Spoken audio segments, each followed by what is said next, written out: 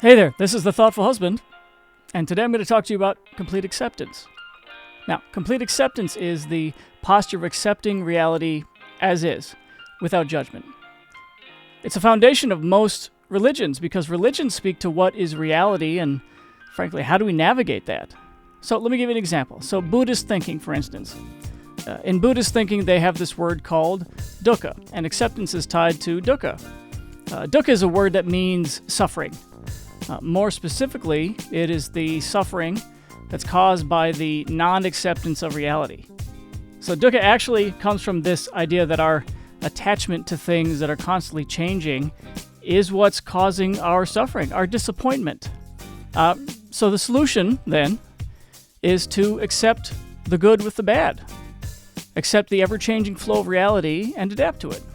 Now, the Stoics had something roughly similar.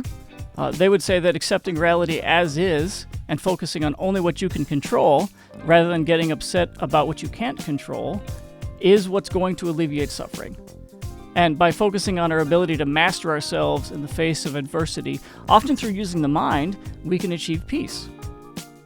Hindu thinking is that complete acceptance is tied to this concept of dharma, or one's purpose in life, or duty in life.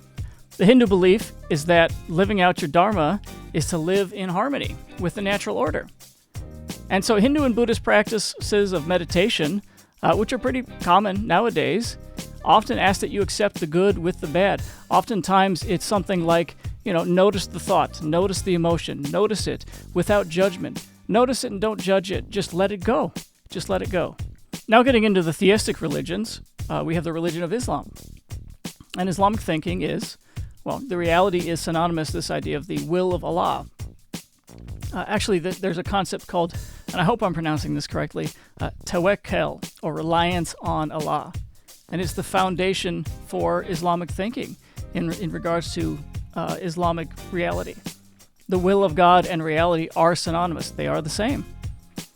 Similarly, the Christian worldview describes complete acceptance as living in the tension of being able to see the world as it should be, yet still living in the now. The now being this space between the paradise of the original creation and the creation that is to come, the city on the hill. And phrases like, God causes the rain to fall on the just and the unjust are common throughout the whole biblical story. The story of Job comes to mind. It's a very strange, complicated story that culminates in God taking Job to task for questioning reality, saying, where were you when I created the heavens and earth? Where were you when I hung the day and night cycle and the horizons? Where were you? And God asked a total of 77 questions to Job about the natural order of things and his lack of understanding of them. The implication is clear. You don't get to judge reality. You live in reality, and reality judges you.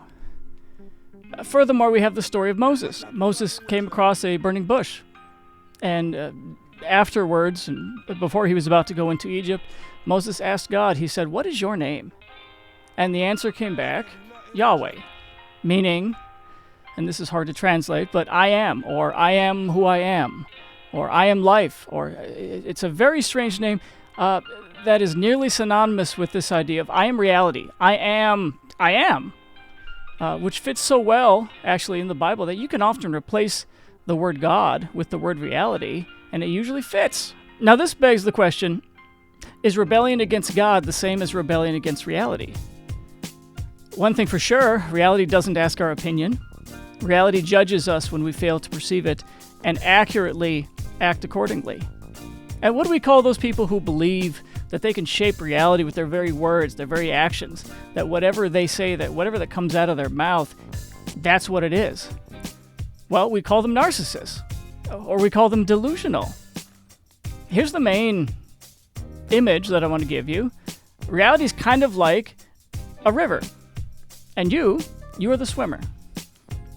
Now, there are those who resist the flow of the rivers. They swim upstream. And that feels incredibly hard. You are going against the flow. But, maybe if you swim hard enough, you won't get swept up in the current.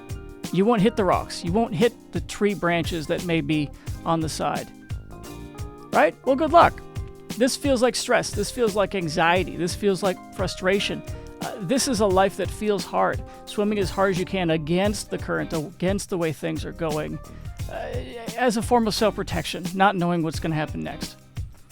Well, some swim with the current. You might even say recklessly. They say, I am going to go as fast as I can. Man, it's going this way. I'm going to go with it. And hey, they can make good progress, but they often fail to perceive the dangers. They're going too fast. The rocks, the trees, the rapids. This feels reckless and exciting, but it's often followed by disaster and shame. And I think we know a few people that are like this. It's like, man, your life is going by too fast. You're 24. Why do you have 15 kids? You know, like, geez, you're going too fast. You're making decisions without even thinking about it. That's often what this looks like. I advocate to go with the flow. Going with the flow looks like being thoughtful and perceiving. Now, you know that there's rocks and tree limbs. You know that there's dangers in this river, and you can't see too far ahead. So how about just go with the flow of reality and look around so that you can shift and adjust so that you're not going to hit as many things. You'll hit some of them, sure. That's just what life looks like. But maybe you can avoid the majority of them. Going with the flow is the acceptance of reality. It requires wise discernment and decision-making, discipline, and careful attention. But it will prevent a lot of pain. Now, acceptance of the reality of pain can actually reduce it. We even have a common phrase that sums up this concept. It's called, "It is what it is." I used to hate this phrase, and I heard this phrase countless times when I was a case manager. And it often bothered me because I think people used to use this phrase as avoidance, as hopelessness, as giving up. Like, it is what it is, you know.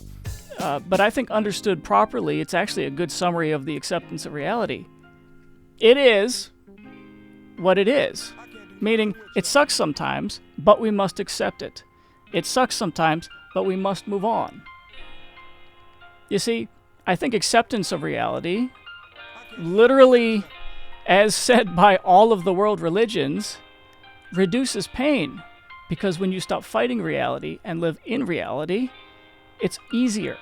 Now, faith and wisdom are two key concepts here. And this is actually how I define faith. I think faith means doing the next right thing. It's not blind or stupid. Rather, it's the willingness to change when you're wrong. Doing the next right thing means you don't have all of the answers or see all the possible destinations. You only have to pay attention and see what's right in front of you and act on it. So doing the next right thing is a great phrase for anyone who remembers what it feels like to be stuck or hopeless. You know, what do I do with my relationship? I don't know. It is what it is. So do the next right thing. Gosh, I hate my job. My job sucks. Well, what do I do? Well, it is what it is, meaning it's not going to change, likely. So just do the next right thing. I know this sounds overly simplistic, but sometimes it can be this simple. All you know is what's in front of you and maybe 5 feet ahead of the time. If you're accepting reality and you're focusing on doing the next right thing, it's likely that better things will happen, or at least you won't stay still. Let's talk about wisdom. Wisdom means basically it's learning how the world works and adapting to it. You see, I don't know if you thought about this, but beliefs are tools. Beliefs are tools. They help you avoid the rocks. They help you avoid the dangers. They help you avoid pain, foolishness, stupidity. And when something feels hard, you should see if your belief system is working. Failure to do that makes you a fool. That's literally what the word means. It's just doing things stupidly. And fools win stupid prizes. Try to break the law of gravity. What happens? It breaks you.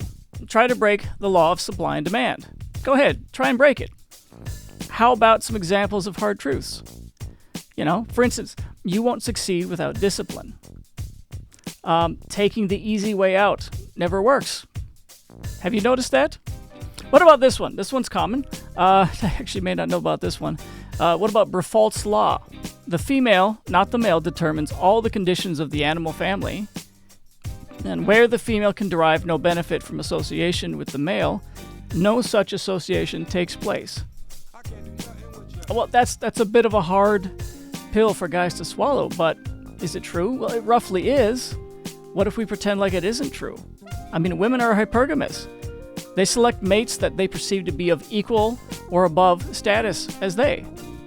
And they will not love you for who you are unless you are useful in her life if you display leadership qualities. So maybe we should accept this truth and, move out of our mother's basement and get a good job and develop ourselves, because she's not going to love you for who you are. She's going to love you for who you are, maybe, and for what you provide. And you're not going to have a good mate selection, or maybe even any mate selection, until you get out of your parents' house. How about this one? Men are primarily interested in sex and respect. And if you ladies lose desire for your man, he will eventually withdraw from you. Why? I mean, we can romanticize this, but we're practical creatures. Men tend to put their efforts where they produce the best results.